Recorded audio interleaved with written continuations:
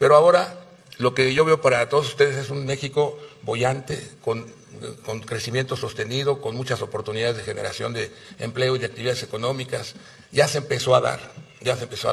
Es que muchas empresas se quieran instalar en México para exportar a Estados Unidos. Entonces eso va a tener una nueva oportunidad sustancial para México. Por otro lado, las finanzas públicas están sanas y van a quedar sanas hasta el fin de este gobierno, eso es importante. Y creo que vamos por buen camino y espero que en los próximos años se acuerden de estas cosas que les estoy diciendo ahora. México, pues creo que conocen mucho o han leído mucho de la historia de México, pero si nos reducimos, digamos, a los últimos 100 años, México ha crecido 10 veces, aproximadamente, un poco menos de 10 veces.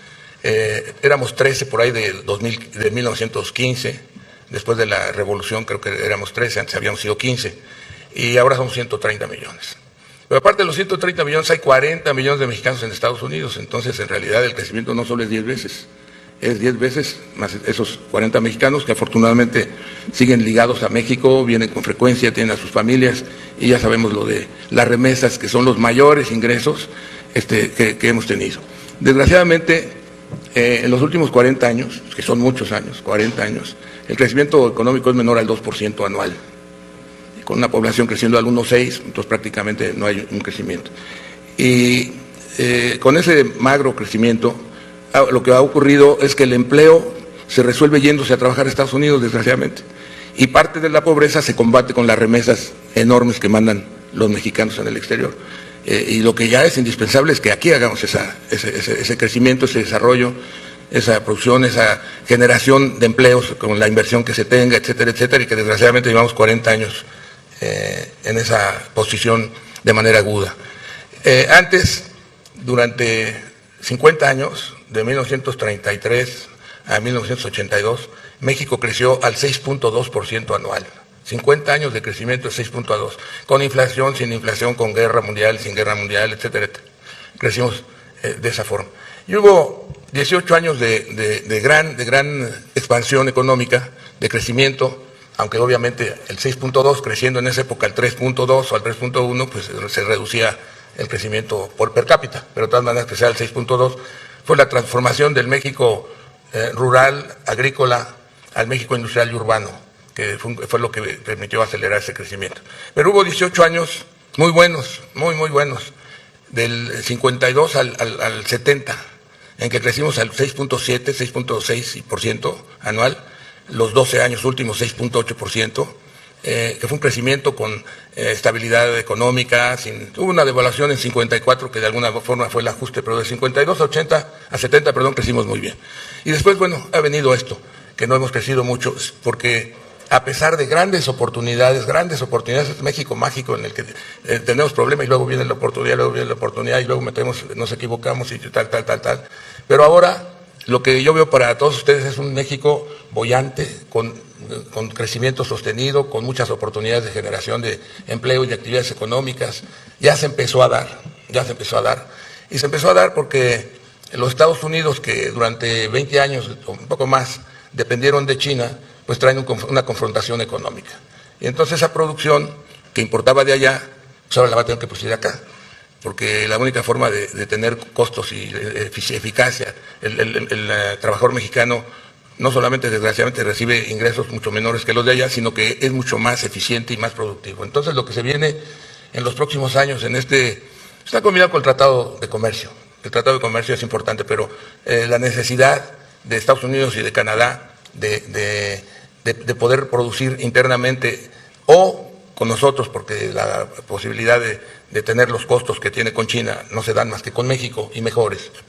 También, como saben, se encareció el transporte mucho, que fue parte de la inflación. La parte de la inflación se vino por motivos un poco artificiales.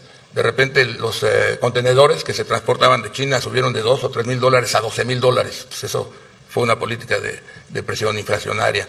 Y así hubo muchas cosas, desaparecieron de repente no había chips, lo cual también era absurdo, ¿no? Esa es una parte de esa batalla probablemente, etcétera. Pero aquí lo que vamos a ver ya en el corto plazo, si no es que ya está ocurriendo, es que muchas empresas se quieran instalar en México para exportar a Estados Unidos. Entonces eso va a tener una nueva oportunidad sustancial para México. Por otro lado, las finanzas públicas están sanas y van a quedar sanas hasta el fin de este gobierno, eso es importante.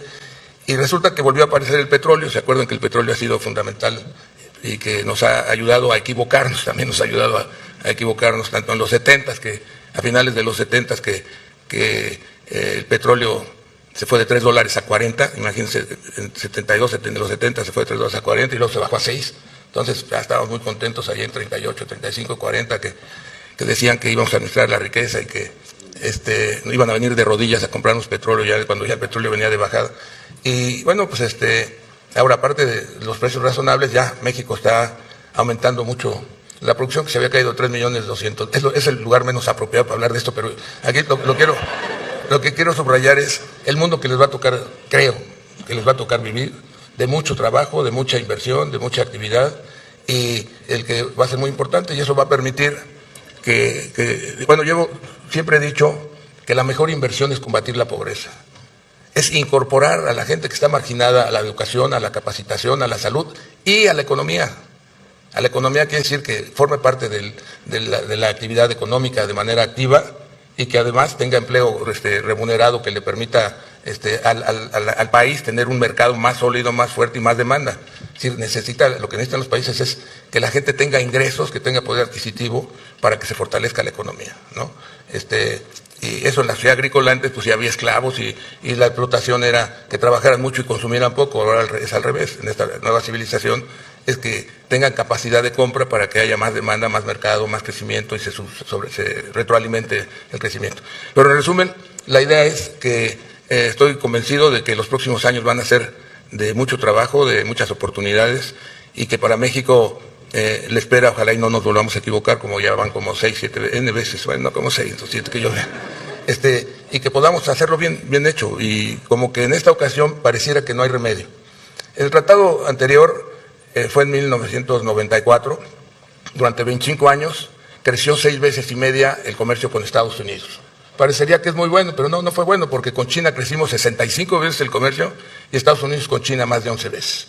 Y era más de maquila, más de que se hiciera aquí por la mano de obra barata, etcétera. Y ahora tiene que ser una asociación completa en que tienen que poner la planta acá, ya sea con mexicanos o ellos, etcétera, pero no es ya la maquila, va a ser una necesidad inminente de que México produzca los bienes que acostumbraban comprar en otro lugar y que no tienen ni la capacidad ni la experiencia ya, el conocimiento, ya no son en Estados Unidos, son consumidores y es una sociedad de servicios, ya no hay una capacidad industrial de productividad, etcétera, que les va a dar a México. Bueno, pues repitiendo, por favor sigan siempre aprendiendo y cuiden los valores. No se maneje por la tentación de cosas chuecas y de tal, eso nos hace mucha falta y creo que vamos por buen camino y espero que en los próximos años se acuerden de estas cosas que les estoy diciendo ahora. Y muchas felicidades, ahí les debo la carta y yo creo que también les debo alguno que sirva de 5G, un teléfono, entonces disculpen. Gracias, muchas gracias.